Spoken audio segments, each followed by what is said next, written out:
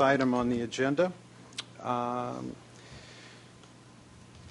We're going to describe 3 key water plans that are being implemented by state, local, and federal agencies. As you know, the governor in October directed 3 cabinet secretaries to draft a plan to address the 1 to 5 year priority activities to achieve the co-equal goals, and Secretary Laird has graciously agreed to describe the California Water Action Plan. Thank you very much. It's good to see such a crowd here. I know this is being webcast. I feel obligated to call on my experience as a former mayor of Santa Cruz to say that if you heckle, it will not be picked up on the webcast. So there's no margin in doing it at all.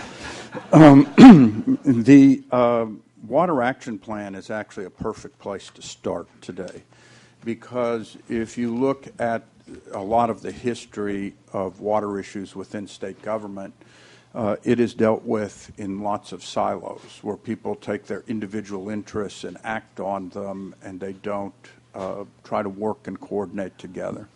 So the governor directed that myself as Secretary of Resources, Matt Rodriguez as Secretary of EPA, and Karen Ross as Secretary of Agriculture jointly draft a plan for all the actions that might be taken in the near term to really have a comprehensive strategy to address water issues in California.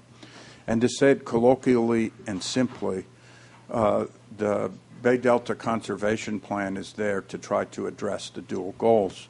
And yet, in a comprehensive water strategy, if there's going to be success, there has to be a whole host of actions that are wrapped around it.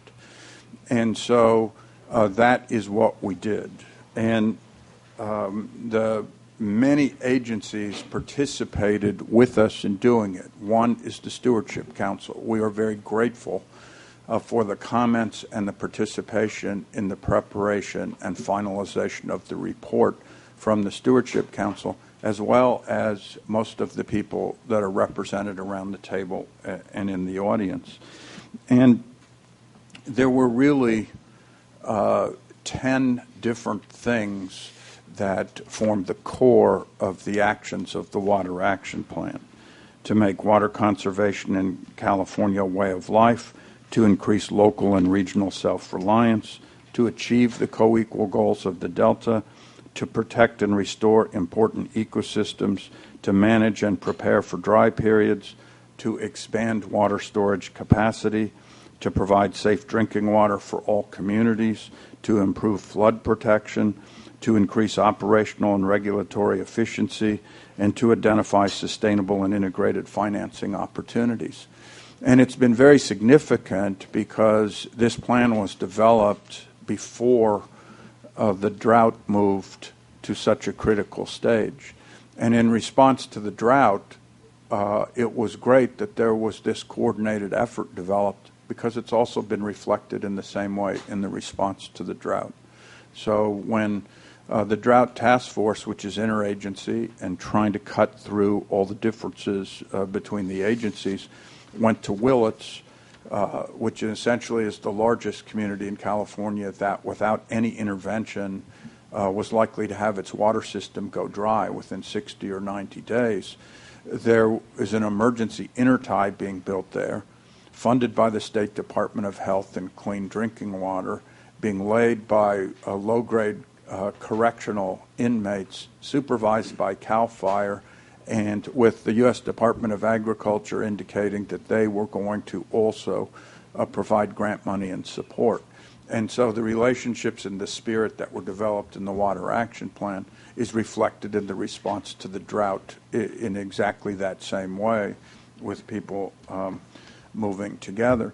And I think that the fact that I led with the 10 individual items makes the point that there is no silver bullet, there is no one solution that will deal with California water problems, but everything fits together.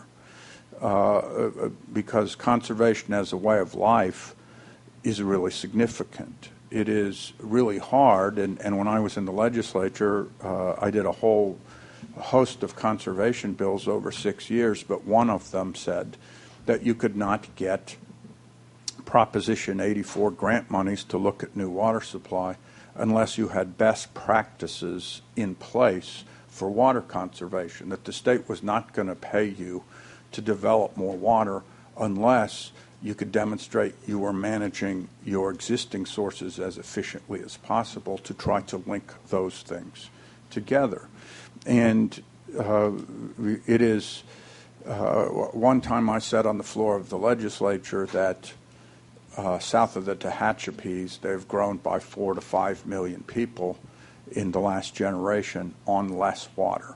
So they have basically used conservation as a way to provide for growth in that area. And another legislator walked up to me and said, I've never heard anybody from Northern California say a nice thing about Southern California and water before. But it makes the point. And yet conservation doesn't work unless you have a reliable underlying water supply. And so everything has to fit together. And with storage, it is really in the gives and takes of the California water system. You have to be prepared to take advantage of the wet years to be able to even out the dry years to get to reliability. And if you look at the last wet year in California, which was essentially 2010, there was excessive amount of water that flowed through the delta, and once you did what you needed for environmental water or for habitat or for salinity, and once you did what you needed for water supply, there were 800,000 additional acre feet. If there had been some form of conveyance and some form of storage at the delta or to the south, we would be evening things out in these years as it is drier. And so the question is how to fit these pieces together. Now, the legislature and the governor, in response to the drought, basically took many things that were the first implementation steps of the Water Action Plan and moved them forward. So when there was a drought package that was adopted by the legislature, a number of those things, wetlands, conservation opportunities, integrated watershed planning, were in the governor's budget. They were moved up, and they are either an integral part of the California Water Action Plan or completely consistent. So it was a good thing that we did this and had it ready, because it was a blueprint at the time that the most severe part of the drought hit, and people were ready to try to develop a governmental response. And so